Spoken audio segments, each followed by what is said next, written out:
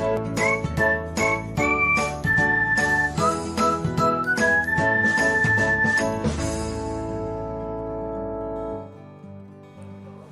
everyone, welcome back to another episode of Technologyglance.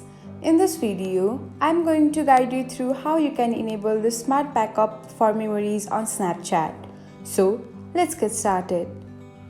Watch till the end and don't forget to subscribe to Technologyglance by hitting the subscribe button and press the bell icon so that you'll never miss another update. Without further ado, let's get started.